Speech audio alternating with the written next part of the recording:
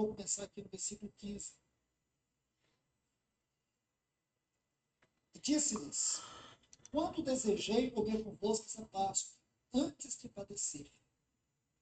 Porque vos digo que não mais a comerei até que se cumpra no reino de Deus. E havendo tomado o cálice, deu graças e disse: tomai isto, repartiu entre vós. Porque vos digo que já não beberei mais do fruto da videira, até que venha o reino de Deus.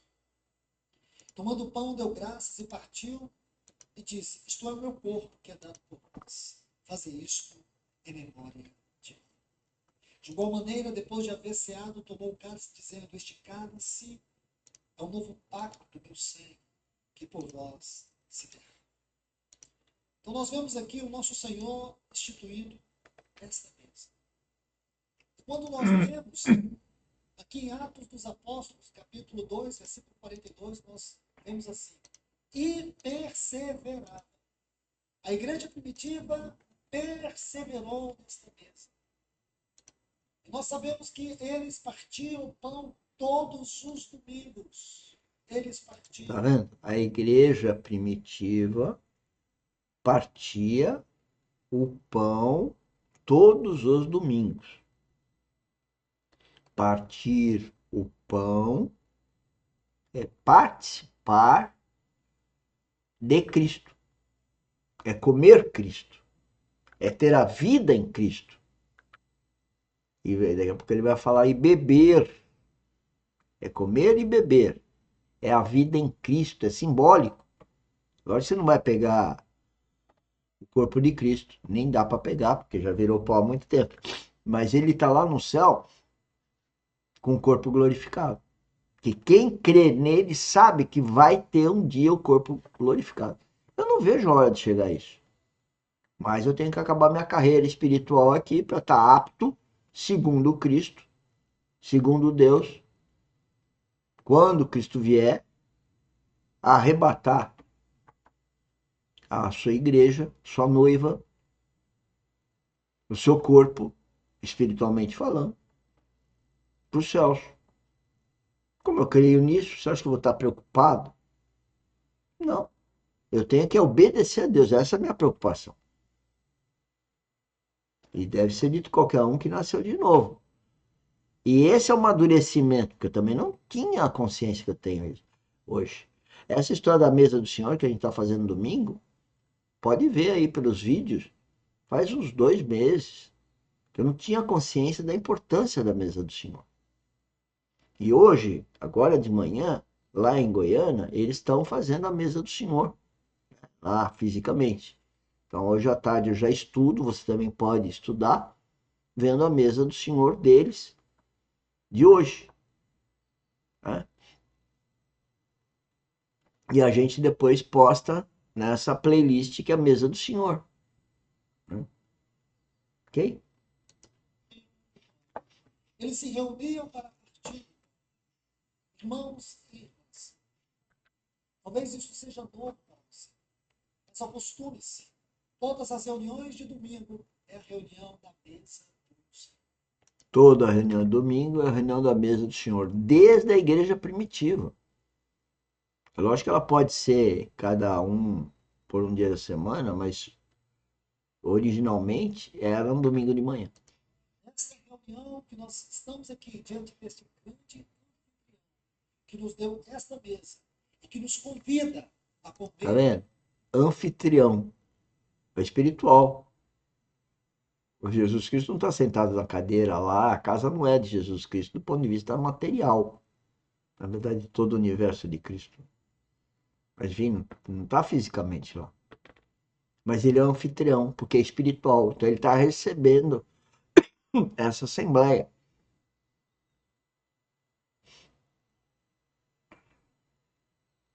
Para ouvir essas palavras que emanam de onde? Da cabeça do Luiz Fontes? Não. Elas emanam do Espírito Santo. Elas foram gravadas e eu posso estar ouvindo aqui e também estar emanando alguma coisa. Podemos errar? Sim, todo mundo pode. Tem que tomar cuidado com esse erro, porque esse erro, ele de bênção ao outro, pode virar uma Coisa ruim. Porque o inimigo, ele quer. Você vê, eu mesmo escolher esse vídeo e não perceber que o som tá baixo, é o inimigo na minha mente, que fez eu errar. Só que agora eu não tenho condições de corrigir isso. Ele age toda hora. Agora eu reconheço isso. O mundo é guiado por ele, pelo maligno. O mundo é de trevas. As pessoas que estão no mundo não enxergam o que o Filho de Deus enxerga. Porque o Filho de Deus enxerga não é por causa dele, é por causa de Cristo nele. Isso é espiritual. E é difícil para o homem natural entender isso. Isso está escrito na Bíblia também. Comer da sua carne e a beber do seu sangue. Porque este Comer da sua carne e beber do seu sangue. testemunho diante de todo o principado e potestade de que o Senhor Jesus é a nossa vida. Ele é a nossa vitória. E com ele, Jesus Cristo é a nossa vida. Presta atenção nisso. Jesus Cristo, quando deu a vida a ele naquela cruz, deixou o pessoal martirizá-lo, cuspir, tudo que fizeram com ele tinha um objetivo, é carregar os nossos pecados. Como ele não podia entrar no inferno, porque ele não tinha nenhum pecado, ele carregou os nossos pecados e foi para o inferno. Quando ele fez isso, ele tirou a chave, como diz a Bíblia, a chave da mão de Satanás. Ele matou a morte. Veja, Jesus Cristo na cruz, ele matou a morte para quem vive nele. Porque quem vive em Cristo tem vida eterna. Então ele matou a morte. nós temos uma aliança eterna. Aliança Nós eterna. estamos aqui simplesmente proclamando a vitória dele sobre o pecado. A vitória. Estou na mesa do Senhor, nós estamos proclamando a vitória de Cristo. O Cristo que está em nós para quem nasceu de novo. A vitória dele sobre o mundo, a vitória dele sobre o inferno, a vitória dele sobre o mundo. E as pessoas vivem no mundo querendo ganhar as coisas do mundo. E aí eu ponho no diminutivo. O filhinho, a filhinha, o netinho, a mãezinha, o papaizinho, o maridinho, a mulherzinha. Por que eu ponho no diminutivo? Ainda hoje eu pus no nosso canal o WhatsApp, que na descrição do vídeo é o primeiro link. Eu coloquei exatamente a questão de que Jesus Cristo veio para separar. Carregar a cruz significa separar o que está contaminado dentro de mim do que não está contaminado. Porque eu, como um ser carnal, que foi contaminado lá no Éden por causa do Adão e Eva, quando eu nasci, nenezinho já era contaminado.